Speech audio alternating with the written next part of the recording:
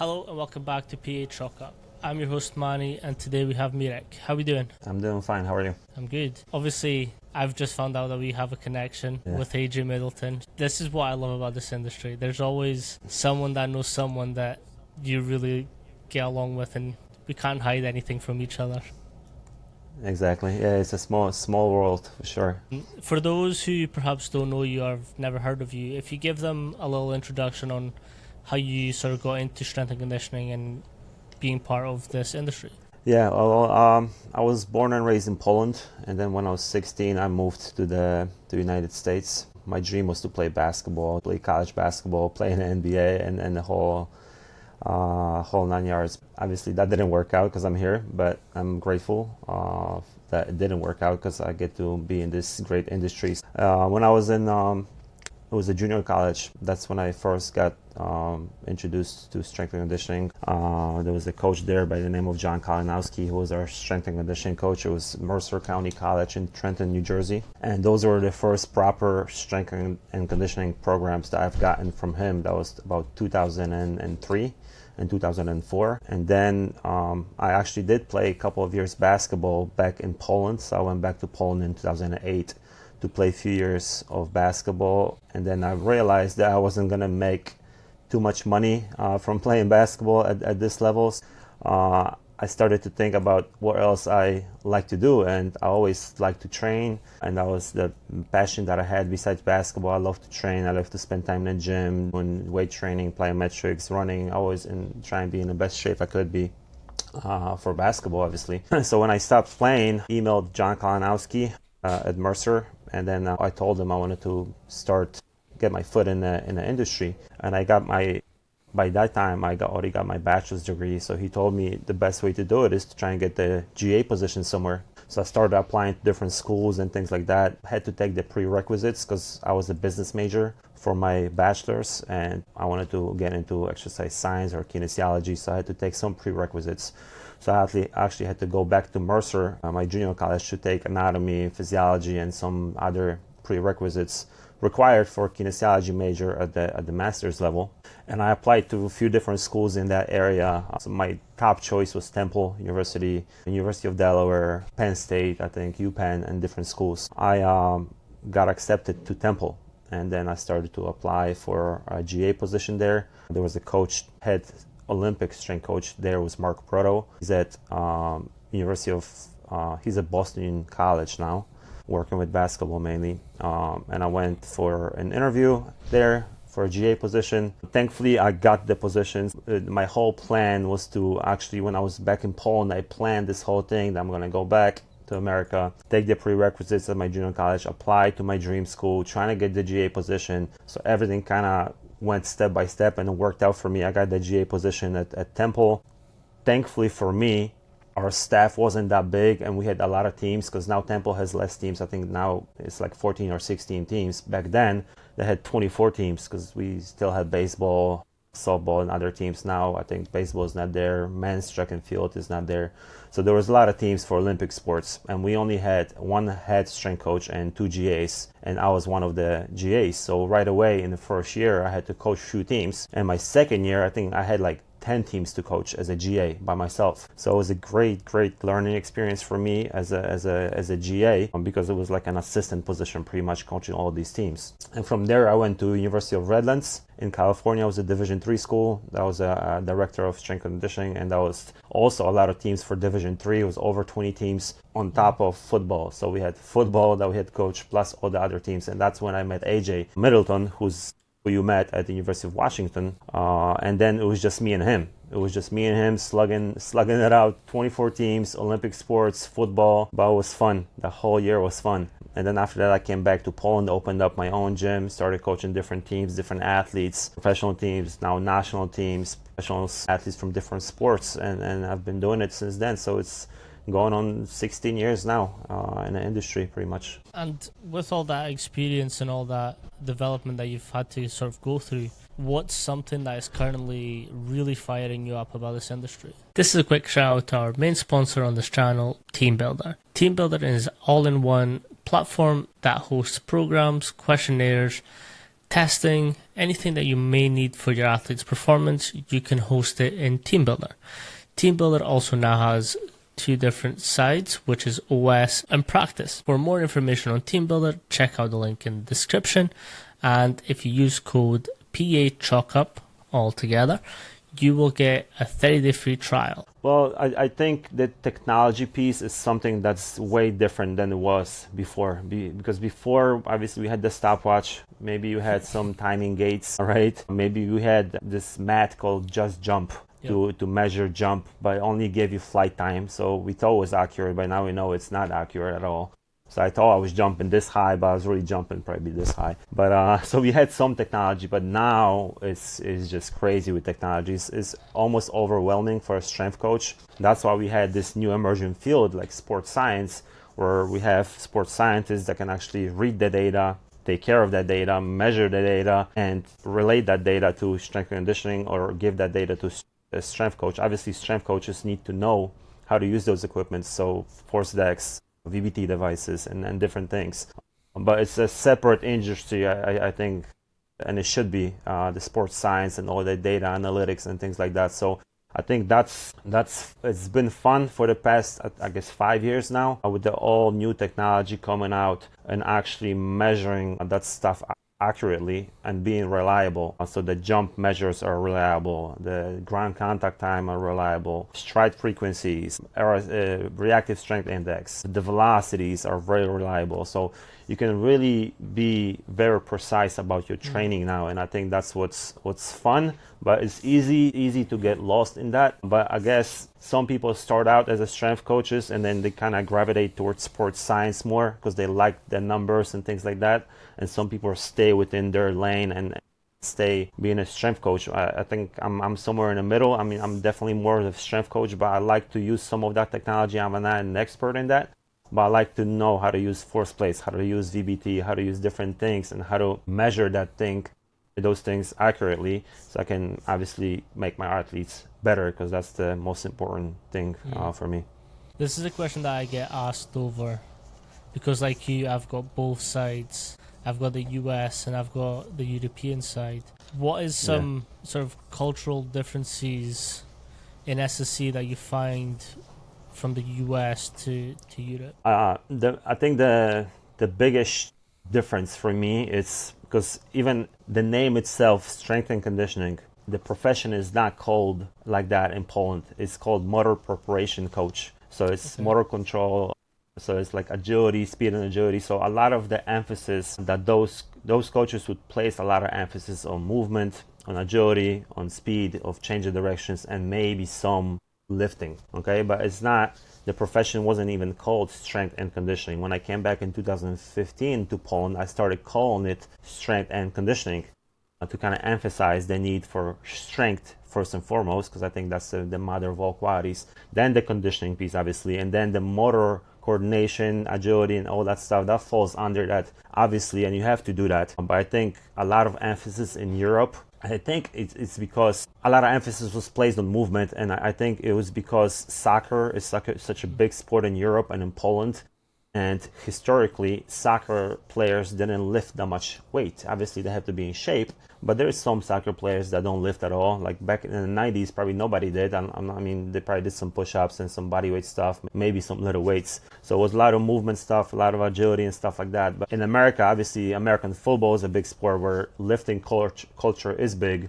So lifting weights, getting strong, obviously being in top conditioning, and then being able to change direction and move well, that's really important. But we didn't have that culture in Poland. We don't have, like in Scotland, you have the rugby, right? You have the rugby culture, you have the Highland Games and things like that. So there is a strength culture there already. In Australia, right, there's a rugby culture. So people are lifting weights. But in Europe, in some of those countries like Portugal, Poland, Spain, there was not a big lifting culture. It was more like a functional training, movement, agility type culture. So I think that was the biggest difference, and that's still, there is that difference today, especially with those teams like soccer teams that don't want to lift because they think they're going to get too big, they're going to get muscle bound, and they're not going to be able to move well. But looking at rugby players or American football players, obviously we know you can be bigger and strong and still move well and be in good conditioning.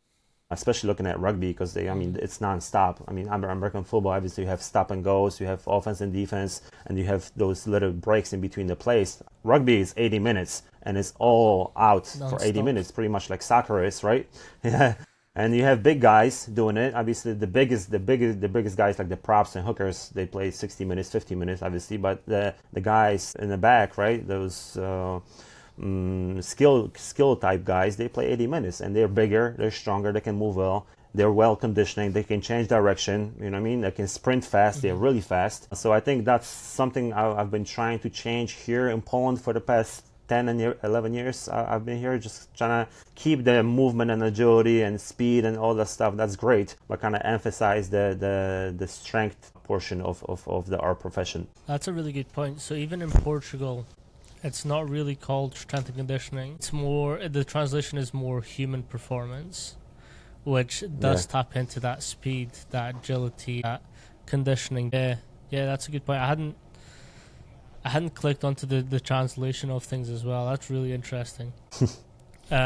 With you opening a gym where there's like this, there's not this emphasis on the strength and conditioning part of this human performance piece. How have you gone about changing the perspective of actually strength does matter? It does help you become better at your sport. Well, obviously it was not easy at the beginning. We didn't have a gym full of athletes, so I started with one athlete, then two athletes, then one team, two teams, one national team, two, and so on, and it kind of grew over the past 10 years. But it wasn't easy at the beginning, but thankfully people in Poland have a really high perspective of American sports and American lifting culture and strength and conditioning. So once they found out I lived there and I studied there, it was an easier sell for me because they knew I was from the States. I worked at the college level. I worked with American football. People love American football and how those athletes move and how athletic they are. So once they found out, they were more willing to try that. And once they try, obviously, you feel better because you play better, you're stronger, you move better, you don't lose your explosiveness, you don't lose your agility, you don't usually change your direction. And on top of that, you're stronger, you have less body fat and things like that. Once they tried, it was easy. So one athlete tried, he stayed, he told another athlete, that athlete told his team, the coach found out, then they brought the whole team in, and then other team and other athletes. So it kind of grew word by word from one athlete to one coach and so on. And then once everyone tried that it's actually the proper way to train and they can feel better and look better and perform better and lesser the chance of injuries because their injuries were less after they started to train properly, then it was easy. But it's still it's not like now everyone in Poland likes to train like that. There's still soccer teams and other teams and other coaches that think that's not the way to train, right? So, but that's fine because everywhere everyone has their own philosophy. Not everyone trains the same. So everyone has to choose what feels best for them and what they think is best for their team or for their athletes or for themselves. So that's fine. I'm not trying to coach all the athletes in Poland. I just want to coach the ones that believe that this is their correct way to train. And if they like to train the way I prescribe, then they get good results. So that's how I kind of went by. That's how I kind of approach those things. Love that. And with all this, the current sports that you have, what are some models that you tend to prescribe to help them develop the qualities for a longevity in their sport? There's obviously so many different, I think it's a mix of different philosophies that I use. Obviously you learn as you go because not everyone is different, so you have to prescribe different things. So I started a lot with like Charles Poliquin methodologies and things he did, and then Louis Simmons came into play and his dynamic effort stuff and his high rep band work for joint health and things like that. So I kind of mixed and matched those two things. So I like what Charles Poliquin did with the eccentric tempos, using the tempo prescriptions, being very precise with the parameters, so exact number of sets, reps, tempo, and the rest periods, how he grouped the exercises together in supersets and trisets and giant sets, how the exercise order would fall, the structural balance that he developed that really helped the longevity piece of the athletes. Because once I started implementing structural balance or just simple testing of the rotator cuff for people that have shoulder problems, and you find out that they press 100 kilograms or 220 pounds, but they can't externally rotate 3 kilograms, right? So like 7 pounds, whatever, which should be 10% or 12%, whatever you want the number to be, but it should be around 10% for 8 reps, for example. So once I started implementing that, I started to see the reduction of, first of all, pain, because pain is the first indication that something is wrong. And then you get like litter injury or litter strain, and then you tear something, and then it's a more serious injury. So once I started implementing structural balance, I saw great results with improving pain, and then lessen the injury numbers. And then with Louis Simmons, I started doing a lot of high rep band work at the end. So I would do like 150 leg curls, or like 150 band pull aparts or tricep extensions. So for example, a lot of tendonitis in the elbow, if I started doing a lot of tricep extensions with the band, a lot of tendonitis will go away. So I took a lot of stuff from Louis Simmons and Westside Barbell when it comes to longevity piece, aside from taking the max effort and dynamic effort days, which I like to implement as well, especially the dynamic effort with bands and chains, and people prepping for a specific event. Like if you prepping an MMA athlete or a sprinter for a specific event, I like to use the dynamic effort, because you can really nicely prep that athlete by using a mix of max effort, dynamic effort, and bands and chains, and kind of peak them for that specific event. It's not the greatest for team athletes, because you're not prepping for that one game, because you have the whole season to prep for. So I think for team sports, it's more important what you do in season to keep them healthy, and then to peak them at the end of the season, because if you peak them for beginning of the season, then by the middle of the season they'll be flat and they'll start going down. So it's really important to think about what you're going to do with team sports in season, and how you can actually increase the performance as you go on and not decrease. So I've been for team sports, I focus more on what's in season. For individual sports, I try and peak them for a specific event, and I think that's the biggest difference, the way I look at team sports, individual sports, and then longevity and performance piece. Can you break that down a little bit more? Like, what are some ways that you're working backwards from their season and knowing exactly when to peak them? So you kind of you mentioned that with team sports you try and peak them more towards end of the season, so that there's like this slow gradual build. What are some ways that you implement that, or start thinking about that? I think that where people fail in making the performance actually go up, or at least stay within the whole season. So let's say the season lasts 8 months or 6 months, whatever it is, 10 months. When you look at the sports practice, let's say it's soccer. So naturally, the intensity and volume of sports practice will go down towards the end of the season, all right? Because people are more beat up, they're more tired, there's some injuries, there's some important games going on, so you focus more on technical stuff or breaking down video and things like that. So usually the most intense period for its preseason and the beginning of the season, then kind of the intensity and volume will go down. And people tend to do that in a gym as well with those athletes. So you tend to decrease the intensity and volume in a gym. And if you decrease the intensity and volume in a gym, and then you decrease the intensity and volume in sports practice, then you start to detrain. All right, so you start to feel flat. You might not feel as good on the pitch or field, so you might feel slower, not strong enough. So you're thinking you're not recovering, so you try to recover more, but it's not that. It's usually the intensity, I think, is the most important parameter. So as the intensity goes down in season in sports practice, it has to gradually go up in season in a gym, and that's the only way for you not to detrain. So I use undulating type of periodization in season, where one day would be higher volume, lower intensity, like a Monday or Tuesday after the game, and then Thursday or Wednesday will be like lower volume, higher intensity, and kind of increase the intensity slowly by surely in season. And there's this great story, and it's with the All Blacks. The All Blacks are the pretty much historically the best rugby team ever. Yeah. They have the highest winning percentage of all the professional teams in any sports ever in the world. So I think last season, by the last game of their season, it was the last game of the season, and on that Wednesday before the last game, they actually bench press maxed. They did 1 RM on the bench press 3 days before the last game. So they peaked right before the game, because that was the most important game for them. So you don't want to detrain towards the end of the season. Obviously, you're going to be tired because the season is long, but the volume should be the parameter that you should lower. So you lower the volume in the gym and you lower the volume in a sports practice. And the intensity in the sports practice will go down naturally, but the intensity in the gym has to go up gradually. Obviously, you don't want to jump from 70% to 100%.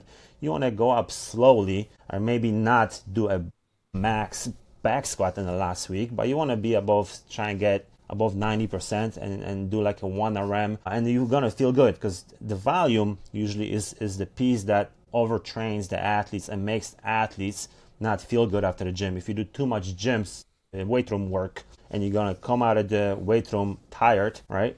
But if you do lower volume, high intensity work, you're never gonna come out tired from the gym. If you do one set of 3 repetitions, you're gonna feel fresh, energized, and you wanna feel like you want to do more. So I always tell my athletes, like, if you come out of leave the weight room wanting more, that means you had a good workout, especially towards the end of the season. So I think that's the most important thing for you not to detrain, is to look at the volume piece and the intensity piece and trying to mix and match that with the sports practice to make sure you're not detraining towards the end of the season, but you're staying the same or you're kind of increasing the performance. And I've tried that with so many athletes, and it actually worked, where their best performance is towards the end of the season, because you have to remember, most of other athletes will go down towards the end of the season. Their performance will start going down. They will feel slower, more tired and stuff. So even if you stay the same, it's going to look like you're going up. Okay, so that's the most important thing, I think, in season for those athletes. This is interesting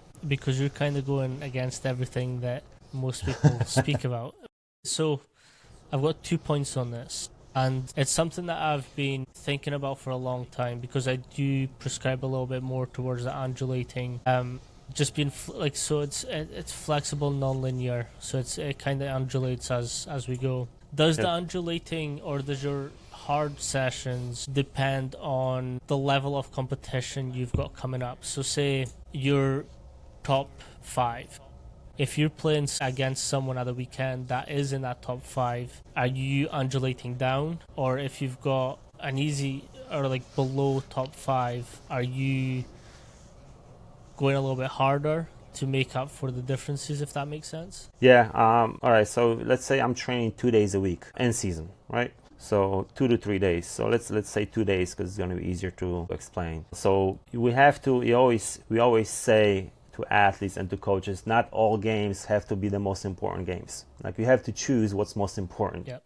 Obviously, for them, every game is important, but obviously there is going to be some easier games where you can actually do more and improve and kind of go over that limit. And then there's going to be games where you can kind of relax more and try to prep more. So I think it comes down to volume. So for the second day, the strength day that I do, so I undulate within the week in season, and then I take the average of that. So let's say they do 8 repetitions on the first day and 3 repetitions on the second day. Okay, so 8 repetitions on Monday, and then 3 repetitions on Thursday, and that's for main lifts. All right, so I undulate. I look at the main lifts, so the squat, the bench, the deadlift, the press, the dip, and the chin up, and so on. And that's where you program. You take in those main lifts, and that's where you look at the intensities. So I always take the average from that week. So the average intensity for that week will be around 5.5, 6, which equals around 85% for that week. So I look at the repetition continuum, like 1 rep is 100%, 2 reps is 94, 3 reps is 91, 4 reps is 88, 5 reps is 85, and so on. So the average intensity for that week is 85, right? And I go off of that week by week. So the next week will be 85. And for example, I'll do 3 weeks in a row, 85. All right, but then I can change the reps. So it's the first week is 8 and 3. So first day will be 8, second day is 3. The second week I can do 7 and 2. All right, it will be similar intensity because the average will be the same, similar. Okay, but I kind of increase the intensity from week to week. And then for the second day, the heavy day, where I do, for example, anywhere between 1 and 5 repetitions, I like the rule of 10. I think the rule of 10 comes from Pavel Tsatsouline. So the rule of 10 says you can't do more than 10 repetitions total heavy. So the rule of 10 gives you a lot of freedom, because you can't do more than 10, but you can do, for example, 3 sets of 3, 2 sets of 2, 3 sets of 2, 1 set of 5, 5 sets of 2, 2 sets of 2, whatever combination you want that doesn't go past 10 repetitions. And then based on that, you can either go higher volume, so like 5 sets of 2, which is high intensity but a little bit higher volume, or you can do 1 set of 3, which is just a activation of nervous system pretty much, because you're not going to get tired of 1 set of 3, but it's going to be heavy, but it's going to be really low volume. So if you have a hard game, you can go 1 set of 3. If you have an easy game, you can go 5 sets of 2 and kind of try and increase the strength with the higher volume, but still within the 10 repetition rule. Yeah. No, so this is why it's interesting, because I had Steph Grubbs on the podcast a while ago, and we had this conversation about load management and what it actually means. So it's kind of what you're tapping into, and it's load management isn't just going down. Like, you also have to figure out, okay, they're not reaching the same mileage, they're not reaching the same distances, they're not reaching the same speeds or weights as everyone else. So like, how can we increase their capacity to be that extra link? So like, I think commonly people think of subs as an extra player that isn't as good, but your subs should still be able to perform to the same standard as everyone else in the team. So Right. If that means, say we'll take a game of soccer or a game of rugby and you play the 80 minutes, if I need to get subbed off at 60 minutes, can the sub perform just as good as I had been? And it's a very interesting thing, because again, do we go time traveled after the game is done? Do we bring in the subs and make them do extra? So like, what's your take on this load management conversation and how you're making sure that every piece that's in your squad is able to step up when they need to? Yeah, that is really interesting. So let's start with this. Let's say one game you play 80 minutes and next game you play 20 minutes. So the following week, obviously, when you play 20 minutes, you should do more, and you're able to do more because you play 20 minutes compared to the day where you played 80 minutes. Okay, so we look at that first. So when an athlete comes in on Monday for a weight training session, and I know how much he played, if I don't know, then I'll ask him how he feels, how much he played, and so on. When is the next game? And then you can kind of manage that week based on that. So if he, for example, didn't play much and he's off the next weekend because they have a week off, then I know that week we can go really hard and kind of step up a little bit and make some increases in their performance. If he played a lot, like say 80 minutes, and then he plays the next game in a week or in a few days, and I know he's probably going to play another 80 minutes, that's when the higher intensity, lower volume will come in, and you kind of manage the load based on that. So you kind of try and stay with the intensity but lower the volume maximally. And then, for example, if you don't play much, we do that with rugby and we do that with handball, where you, after the games, you can either go right after the game and kind of do more conditioning, okay? So kind of catch up to those players that did play.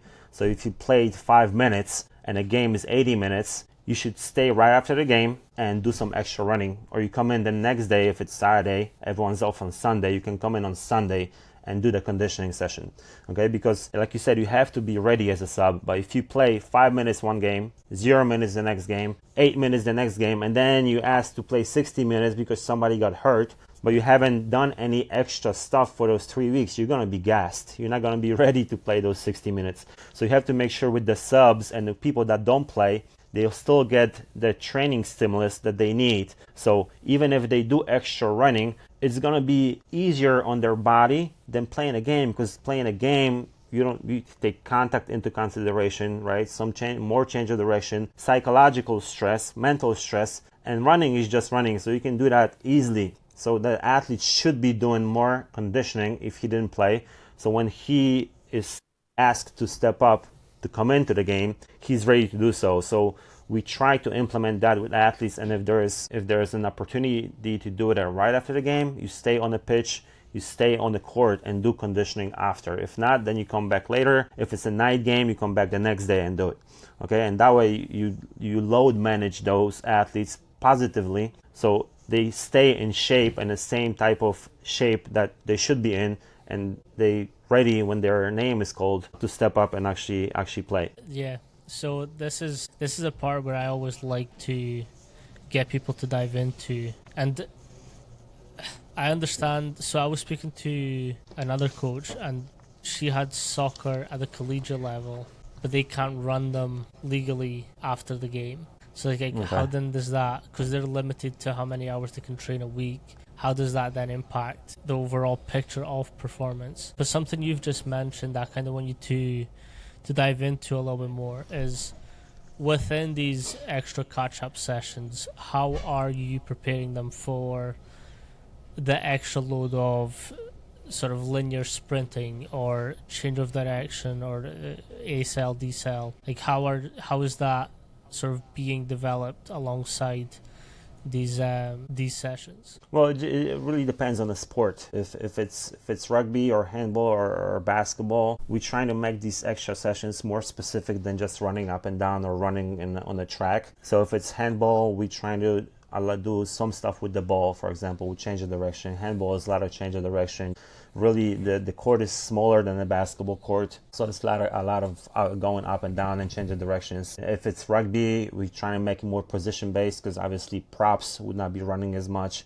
But if you're, you're center or you're play on defense, you run longer distances. Or you're a winger, you can run faster. You get to the max velocity more often for longer distances than the props do, right? So we try to individualize those extra sessions, so it's either sport specific or position specific. So if there's a lot of change of direction, there's some jumping, it doesn't have to be running. It can be if you don't have other choice, right? Or it could be biking if you don't have another choice.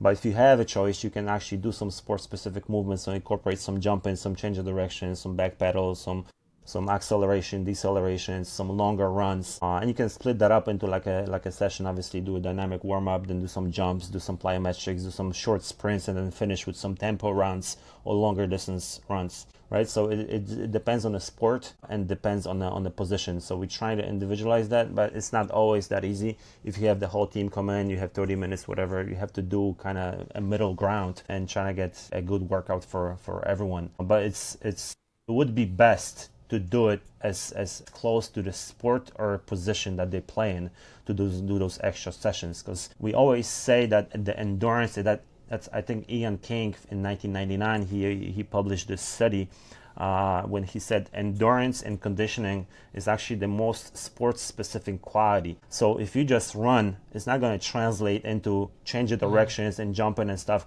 If you're a good runner, you're not going to be a good boxer, because that's different conditioning. Conditioning is very specific to the task. Okay, so if you're like I said, if you're a boxer and you go play basketball, you're probably going to be tired in 5 minutes. Same thing other way around. If you play basketball and then you're a boxer, you won't be able to hold your hands up after a minute because you're going to be so tired, because it's very specific, right? So you have to do those extra sessions specific to the position, to the sport, because conditioning is very, very specific. It's more specific than speed, than strength, than mobility. It's probably the most specific physical quality. So it's important to kind of get, at least you can also do the energy systems. At least if you don't have the ability to change and cut and jump and change directions, you have, for example, you just have a bike or air bike or a row or something, you can look at the energy systems and do the energy systems interval training.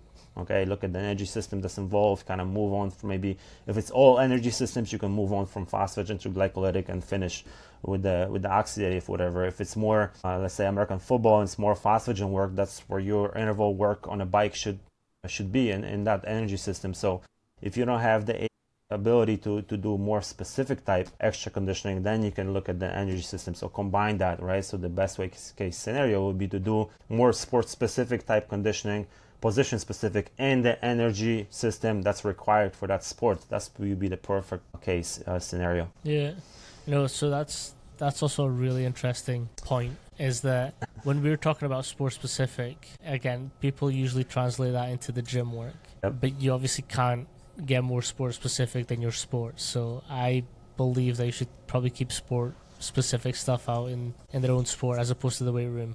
But the difference then does come when it's conditioning. And yep. I've been fortunate enough to work with professional boxers and boxers that are of a level that they're now running for world titles and whatnot.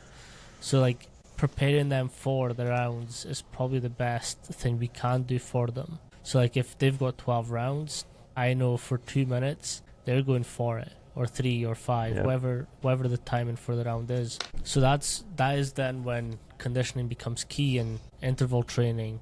But then the fun conversation comes with team sports that, again, play for 90, 80 minutes. They're working on all systems. And I think there's this perception that they just switch off as time goes by. So ATP, anaerobic, aerobic, oxidative, whatever it is that you're sort of going off of, like they don't just switch off, right? So if you're playing a 90-minute game, you're still needing your ATP. You're still needing your anaerobic, aerobic. So like, how do we develop that as a quality over the season? I think for me, I look at what's most important. I think the anaerobic system makes the biggest difference in those team sports. So all the actions that matter, jumps, accelerations, decelerations, change of directions, sprints, and so on, that's anaerobic system. Anything in between is obviously aerobic system. So with anaerobic system, you have the more fast twitch fibers type activity. With aerobic, you have more slow twitch fibers. So I believe that everything that you do in practice, all your walkthroughs, or your jogs, your warm-ups, anything that happens in between already develops your aerobic system well enough that you don't really have to do that much on top of that. What makes a difference is those repeated sprints, repeated jumps, repeated change of directions. That's what makes you tired, and that's not dependent on aerobic system. That's more dependent on anaerobic system. The repeatability of that system, the fast twitch muscle fibers, the high threshold motor units, and those you have to train and keep training to get better. So you have to train to be able to repeat 30, 40, 50 sprints in a game. So you not only look good the first half, you look good the second half and towards the end of the game.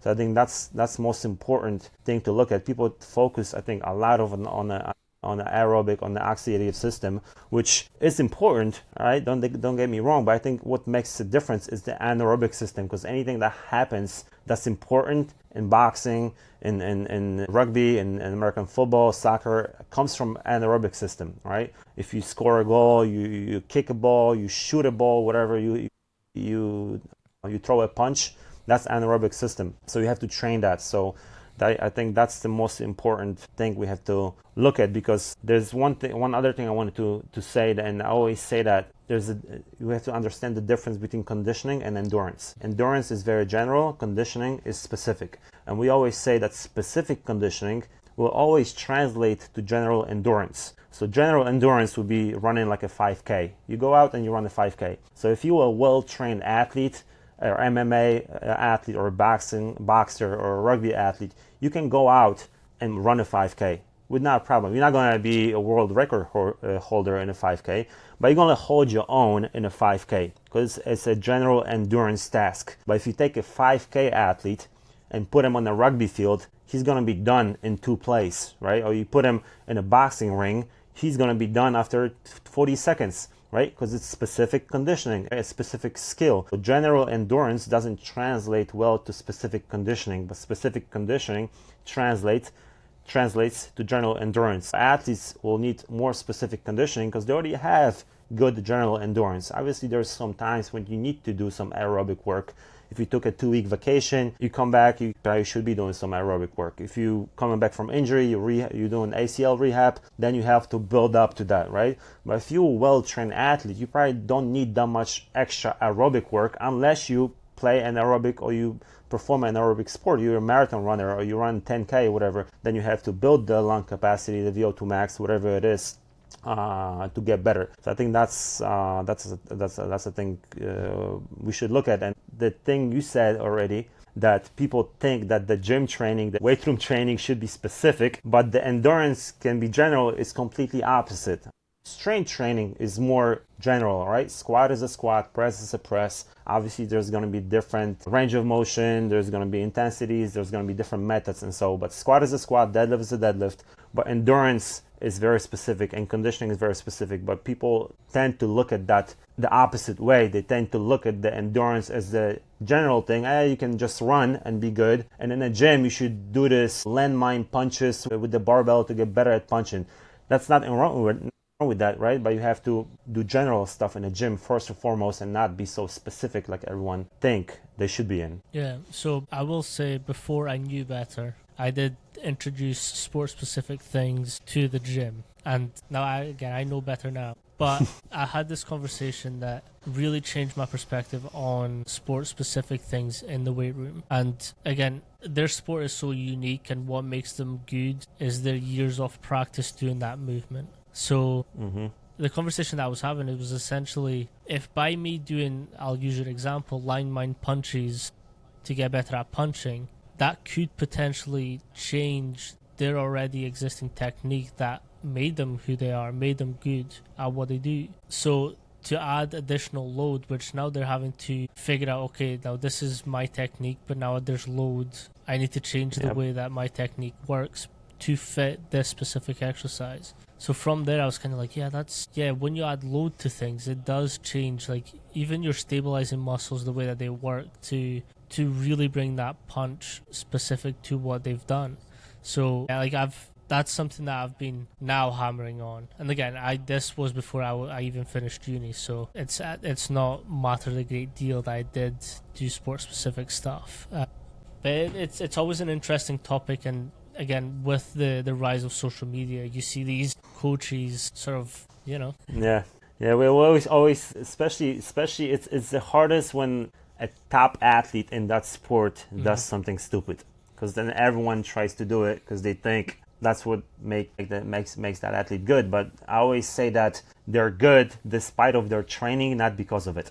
Okay, so they're the best despite of it. They're usually a freak of athletes. They have great genetic potential, which is now proven to be one of the main causes for athletic performance and athletic prowess. They obviously have good coaching. They have good mindset. All right. And some athletes train shitty in a gym and they're still the best, right? And they are the best despite of their training and not because of it. So it's tough to explain that to young athletes, to coaches that don't know training, don't know the physiology, don't know how strength and conditioning really should look like. Because those great athletes, they can do freaking anything and they'll probably still be the best. So it's better to look at someone that's mediocre and kind of rose and improved over time maybe, and maybe look at that person. That's not always true either, but that's a better example than just taking a LeBron James or Floyd Mayweather or somebody like that and just looking at them, all right? Because that's not always what makes them great. And LeBron has horrible feet. Yeah, so exactly. But people like to do that and use those athletes as examples. 100%. I also want to add a little bit caveat. So just piggyback on what you said about conditioning. You can also increase your general conditioning in the weight room. And it's a lot easier than what people think. And it just involves supersets, trisets, quad sets. You can work on general capacity if you've got 4 sets as specific intensity. So like I also do tap quite a lot of bit into the tier system, and it's kind of like if you're working with intent throughout those 3 to 4 exercises, like you're gassed, you're sweating. So like having that capacity as well helps with the conditioning piece. And the cool thing is, because it has load built into it, you're kind of increasing your strength endurance, your power endurance. Yep. I think what's funny, even doing, like, for example, an athlete comes in and he never stuck to their rest periods, because a lot of athletes don't use their rest periods. So even using tempo work, so for example, you're doing a back squat superset with a leg curl, they both at a 40x0 tempo, and you get 90 seconds rest in between those. So using the correct form with the correct range of motion with the correct tempo and the rest periods, they can't usually finish all 4 sets in their first day because they're gassed. They're all the new athletes that come in, they end up in the locker room or outside if it's warm, and they want to throw up just from doing regular training with normal sets, normal rest periods, and tempo work, because they don't use the tempo, they don't use the rest periods, they play around in between the sets, they take 5 minutes rest with lower intensity stuff where they should be taking 2 minutes or a minute and a half or even 60 seconds or less. So even doing regular stuff, like you said, improves their conditioning, just regular strength training, okay, with sticking with the parameters. But another thing I got that from Charles Poliquin as well, that is even takes a step up from that, is modified strongman training. which I use with a lot of athletes. So modified strongman training, obviously that's not just pushing a sled, pushing a prowler, or carrying a yoke. It's actually putting those together as like an interval type energy system training. So you do 2-3 exercises back to back, or you do 30-second work, 90 seconds rest, 30 seconds work, 90 seconds rest, in like a glycolytic type energy system with the physiological 1-to-3 ratio, the work to rest ratio. And then because it's different planes of motions, you carrying stuff, it's isometric where you hold stuff like farmer's walks, then you pressing like a heavy, you pressing like a thick dumbbell overhead, then you carrying a yoke. So it's different types of contractions for time, or it's static holds, it's isometric holds, it's dynamic movements, but it's all done on time with heavy weight, because you can carry a lot of stuff in your hands or carry like 200 kilograms on your back, and you're moving, all right? So you're improving conditioning, you improve your strength, and you staying within your energy system type interval training. So it's even better than just riding the bike. It's more sport specific. I use it with all my athletes, the strongman training, especially with fighters and rugby players, because they love the contact, right? They love the contact, because all those contact sports, you have to be well conditioning, but you have to be able to take the hits and then apply the hits. So I think modifying strongman training is great for those athletes as well. I also think there's something to be said about being able to carry awkward weight, right? Because like strongman training, so I also implement a lot of strongman, especially like carries or walks, different equipment to make sure that they can deal with their awkward weight. Like when they're out in the field, your tackle isn't going to be a barbell, it's not going to be a dumbbell, right? It's going to be a human that will try and avoid getting tackled, so it's going to be awkward. So like if they can carry like a sandbag, fantastic. Yep. Yeah, it's really safe. That's the thing. Like if you're doing a heavy squat, and I love doing heavy squats with athletes, but if you get buried under a bar, like it's over, right? If you don't have the safety rails or spotters, with carrying a yoke or carrying a farmer's handles or a heavy bag, you can just drop it, right? Anytime you want, right? You shouldn't be dropping anytime you want, but if something happens, you can just drop it, let it go. It's very safe, and it's really not that easy to get hurt doing that. It's very safe. We do it with a lot of kids. They're 10, 11 years old. They carrying heavy stuff. They're pushing heavy stuff. They're jumping and stuff like that. So it's really, I think that's the most functional training. Like everyone talks about functional training. I think it's modified strongman equipment where you're carrying, you're pushing, you're holding stuff and moving. And that's really a functional type training for athletes, in my opinion. That's interesting. With young athlete development, what's your pathway for them? I think it should be as most general as possible. The younger you are, the more general the training should be. So I use like a concurrent approach where you're trying to do everything. So some movement stuff, some strength stuff, some bodybuilding, body weight stuff, working in full range of motion. The technique with kids, I think, is important, but it's never going to be perfect, especially when they before the development stage. They're going to be awkward. They're going to be uncoordinated. They might not be able to hit the ranges of motion. Their knees are going to be wobbling all over the place. Obviously, you have to stress the technique, but it's not going to be perfect. So I think people forget that they're kids, and if they're playing around outside of the weight room, nobody teaches them technique. If they jumping or running, they falling, right? It's not that easy for kids to get hurt. And the weight room is actually the most safe environment for the kids. You're never gonna be this much supervised. You can always stop in between the reps, like if you're doing a squat, right? If something doesn't look right, you can have them rock the barbell, teach them again, do it again, right? If they're playing around by themselves, nobody's doing that. So the weight room for kids is the most safe training environment, way safer than playing a sport, right? So if you throw a ball and there's 20 kids running around trying to kick that ball, it's a recipe for disaster. But if you're in a gym 101, if you put a barbell on the 11-year-old, which is a light barbell anyway, people tend to lose their minds sometimes, right? Or he's not going to grow, their back is going to get hurt, their knees are going to blow up and things like that. They're not thinking that it's the most safest environment for the kids. And kids do much more damage to themselves just doing daily activities than doing gym work. So I think for kids, being the most general type of training is the most important, but we use a lot of strongman type training with that. It's not as Heavy. advanced as with the older athletes are heavy, but they have to be moving, they have to be running, they have to be pushing, they have to be jumping, they have to be doing some strength training, some coordination and balance type training. So it's really like a concurrent approach when you have to train all the qualities at the same time, because they're not going to be training every day. They're probably going to come in twice a week. Some kids come in once a week. Some maybe come in 3 times a week, so you have to try and hit everything that you want, kind of in the order that you want, right? So do some jumping at the beginning, do some strength training, do some bodybuilding, finish with some endurance type strongman training, and kind of hit all the physical qualities that they Yeah. No, I always find it fascinating because, so I'm a believer that kids should be able to carry and lift their own body weight. If they can, that's a real problem. I know athletes in international level that cannot do a forward or a back roll. That to me is a problem, especially at the sport that they play. Like, that is a problem. So it's kind of like, okay, can we do the first basic movements? Like, can you neck roll? Can you forward roll? Can you back roll? Can you log roll? Can you do a press up? Can you do a pull up? Can you, like, rows, any type of rows? Like, what is happening to you at movement level? And then sort of progress that. I find it interesting speaking to you because you do implement a little bit of the strongman stuff. So that's quite fascinating to me as well.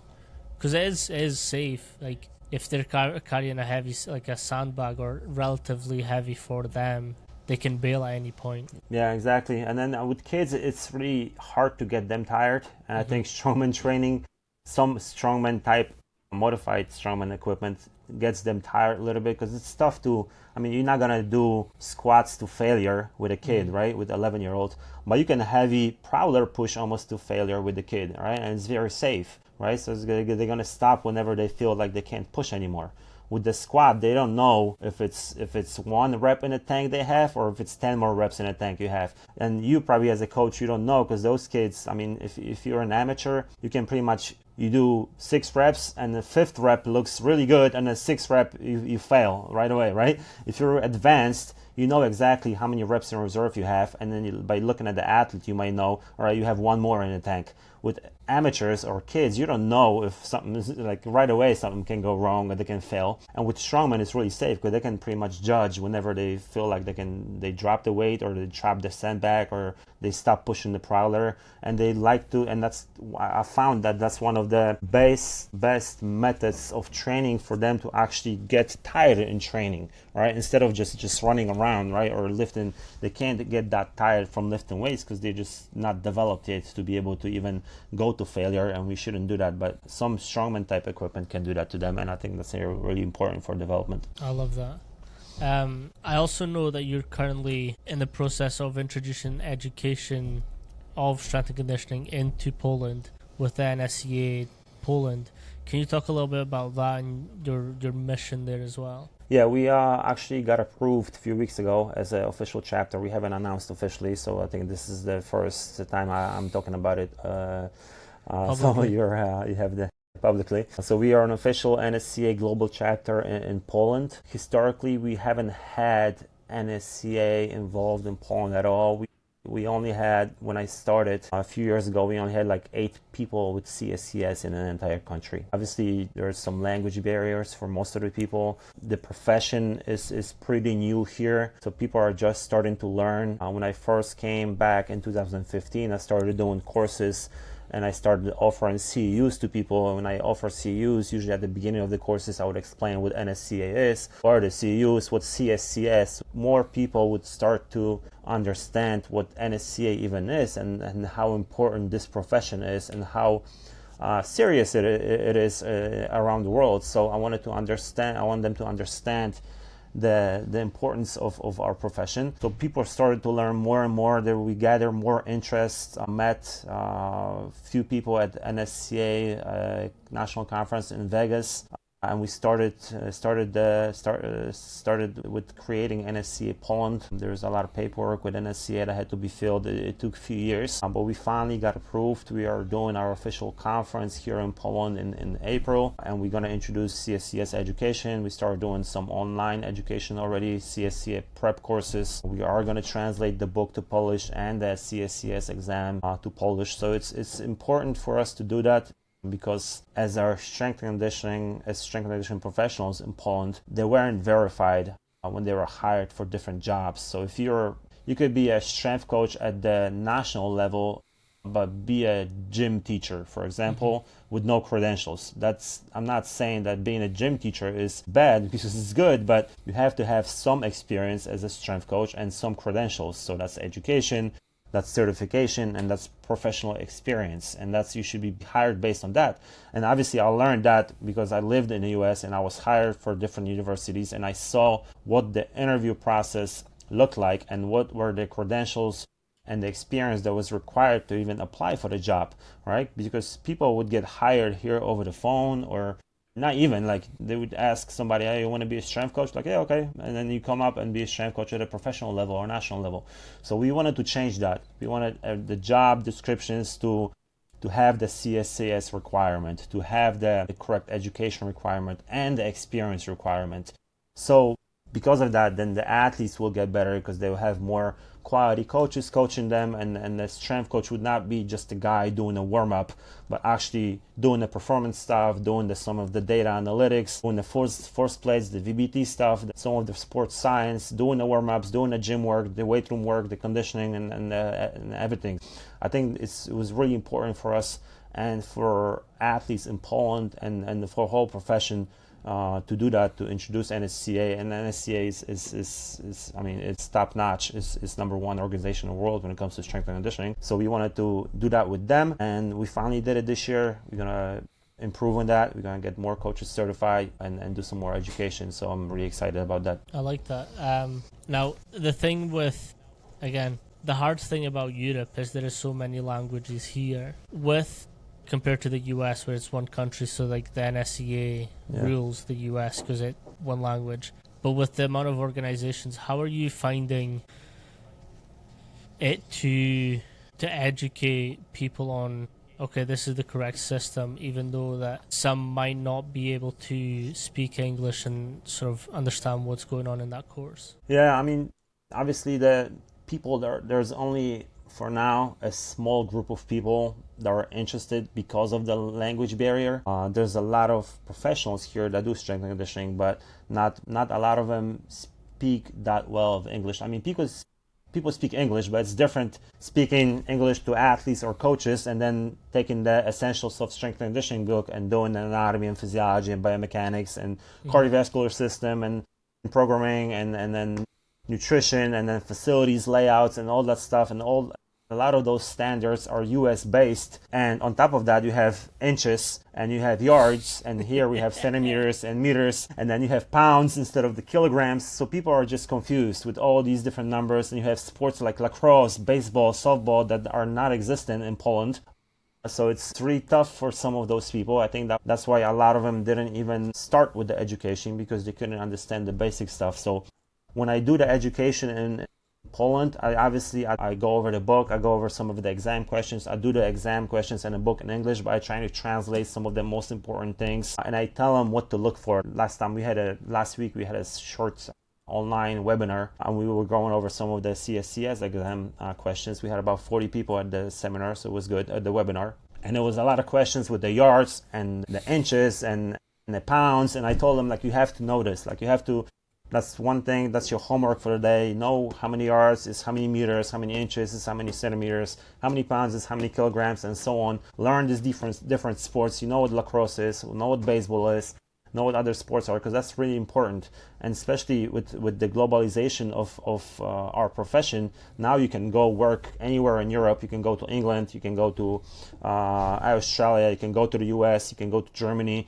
You're gonna have to be speaking English to do that. You're gonna have to learn the language. The good thing is the anatomy is usually in Latin, so it's the same everywhere. So that's really not that hard for most people. But the practical knowledge is hard because of the language barrier thing and different sports and different names of exercises. Obviously, NSCA has their own way of looking at things. So if you're already an experienced coach, it's not easy to take the exam because you might think that this exercise is the best because you learned that from Charles Poliquin or Louis Simmons or Mark Ripito or Ron McKeefe or AJ Middleton, whatever, right? Because they told you so, but NSCA thinks it's not that exercise, it's different exercise. So when taking an exam, I always tell people that you have to go off what NSCA thinks, right? What they want, like what's in the book, and that's the correct answer. Not because you think it's their front squat is the best, because it might be the back squat that is the best from NSCA perspective. So it's important to kind of put everything that you know in your back pocket when you're taking different exams, if it's NSCA or anything. It's tough if you're an experienced coach, because then you have all this knowledge and now you have to kind of forget about that and take this exam. That's how I always tell these different coaches, because they think they're not ready to take the exam. I'm like, it's better to take it at the beginning of your journey, right? Because after you learn all these different methodologies and you start reading, and now with the social media and chat GBT and everything, it's really confusing. I'm glad I'm not coming up at this time as a coach, because I would not know what's true and what's not. In the Instagram, you can have 10 different philosophies just clashing with each other. Somebody thinks it's plyometrics, you should do more now, do weightlifting more, do bodybuilding, something in between. Like, it's crazy. I'm glad I'm not at this position now, because it's really tough to differentiate between all these different messages. Because when I was coming up, it was just like you read books and you read T-Nation. I don't know if you know T-Nation is, and I read Charles Poliquin's website, I read T-Nation, and I read some books that were available. That's it. There was no really social media posts or anything, but it's good for me because I can differentiate now, differentiate between what's true and what's not, what I believe in and what I don't believe in. So for me, social media is good because it's easy now to find studies, because people post studies, but they post research, they post different analytic stuff. So it's easy to get knowledge now. But if you're coming up as a strength coach, that can be really confusing. You would not know which way to go, honestly. And I'm glad I'm not coming up now as a strength conditioning coach. T-Nation and Rich Piana were something that I watched when I was growing up.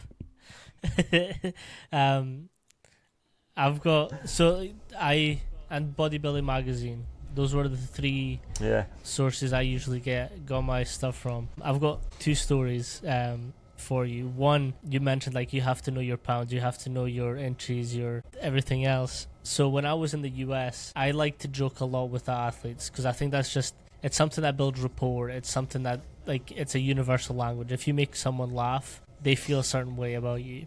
Right. So everyone knew that I wasn't from the US. I came from Europe, where there is kilograms. So athletes would put weight on the bar. I was like, "Coach, is that the way I should be working?" I was like, "Fuck, I have no idea."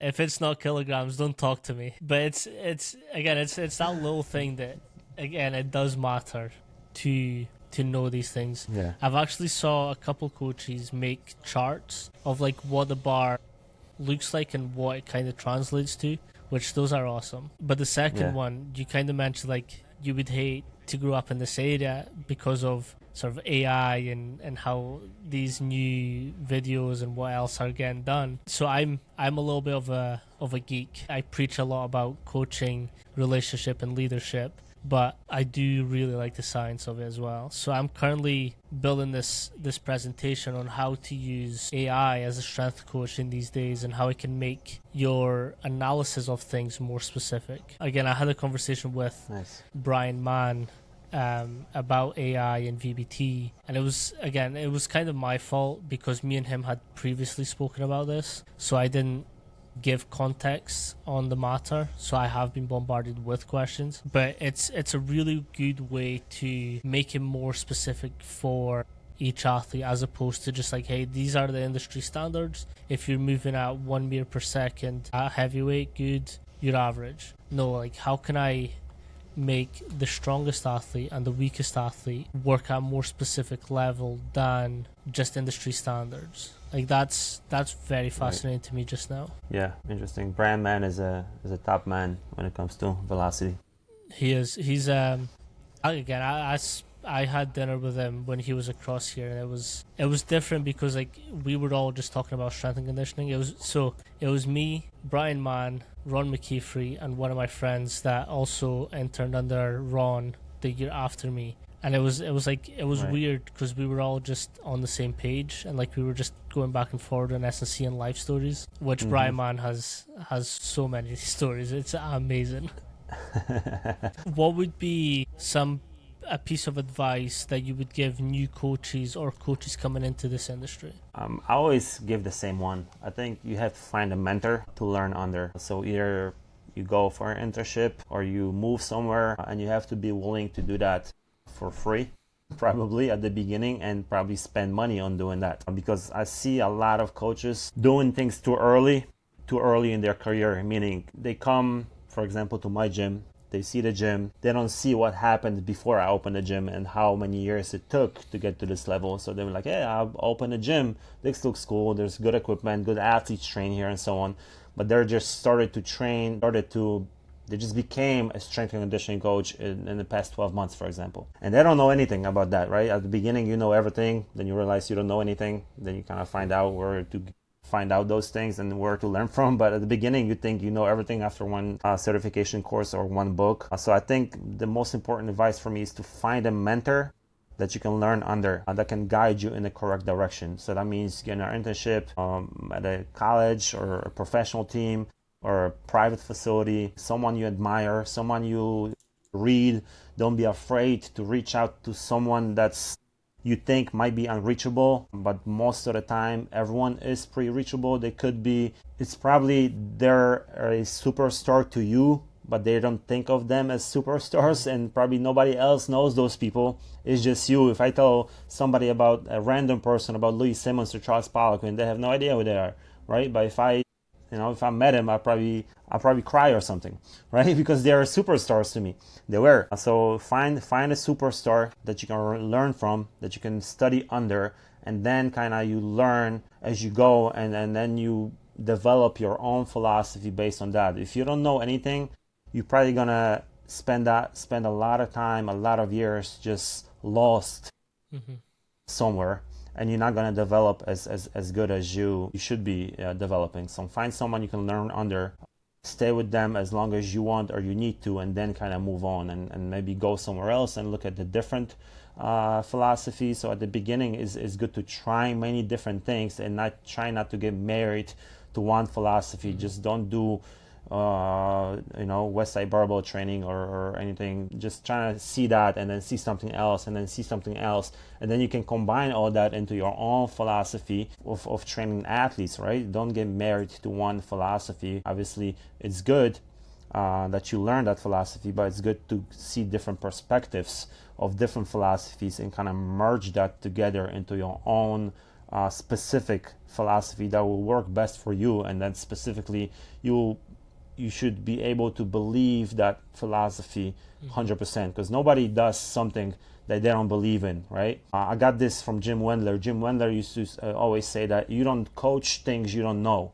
If you don't know how to coach Olympic lifts, you don't coach Olympic lifts. So so coaches usually don't coach things they don't know. You coach things that you know how to coach, and you coach things that you believe that will work, because you want to make your athletes better. You don't want to make them worse. So you always do things that you think they work best for that athlete. But to find out what's best, you have to explore different philosophies, look at different coaches, go learn under different people, read a lot of books, and then kind of you can develop throughout the years into your own specific philosophy that works best for you and for your setting.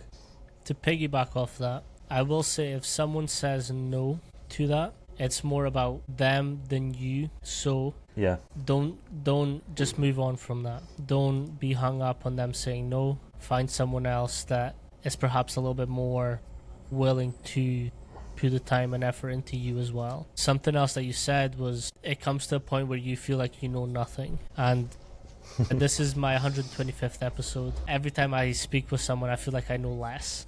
So don't be scared of that as well. Like it's That's because the curse of knowledge. yeah. So like it's great. Like I've had people from like Paul Comfort, Tim Schuschamel, you, Ron McKeefrey. I've had Mike and Meg Stone in, and like when I'm speaking to them, I was like, I'm fucking clueless. I have zero fucking idea. Why the fuck am I? Why am I a coach? I should quit. That means, I always say, that means that you're growing and you're going into the right direction. I think that's the correct way of looking at things. 100%. It's like, for me, if I got comfortable and I felt like I know everything, it's probably time for me to quit. Something else that you said that kind of made me chuckle is you teach what you know. And the caveat to that is a lot of people don't coach Olympic weightlifting because they can't coach Olympic weightlifting, and then they say that Olympic weightlifting is pointless and it doesn't do anything. That's you also need to differentiate when someone is coming from a place where they know how to do it and they're comfortable, but they believe that there's a better way of doing it, not they can't do it so they talk shit about it. I think that's also something that's quite prevalent in this industry. If you don't know what to talk about, it's easier to deny its benefits than to be like, yeah, it's a good way of doing it, I just don't know how to. Which is okay to say. Exactly. Yep. Exactly. Yeah. Don't be afraid to say what you don't know. No, I appreciate you so much for coming on today. If you can kind of let people know where they can reach out to you and sort of ask any questions if they have any. I'm probably most active on Instagram, so it's my first name _ my last name, so Mirek _ Babiarz, Babiarz.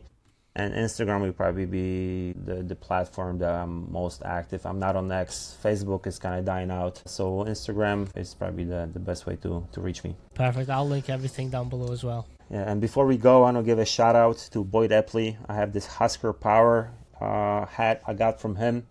It was a 50-year anniversary, so Husker Power, University of Nebraska, 1969. They had a 50-year anniversary in 2019. Boyd Epley, obviously the founder of NSCA, the founder of Husker Power, the first strength coach, collegiate strength coach in the world. And I actually had a pleasure of staying at his house because the last conference was in Kansas City, and he lives in Lincoln, Nebraska, which was like an hour away. So I emailed him a quick story. I emailed him because I met him a few times in Vegas. Then I met him in Munich at the Eurocon, NSCA Eurocon, and I asked him if I can visit him. So he agreed for me to visit. I stayed at his house 3 days. He's got like a museum of strength and conditioning stuff, different awards, magazines. I went into his basement and he opened this double-sided door, and it was just like this big room of 50, 60 years worth of different stuff from University of Nebraska, of Husker Power, different awards, different things, just all strength and conditioning related. It was an awesome experience, and he had his hat on, Husker Power, and I asked him if I can buy it, so he took the hat off his head and put it on my head, and hey, you can have it, son. So this is my lucky hat now.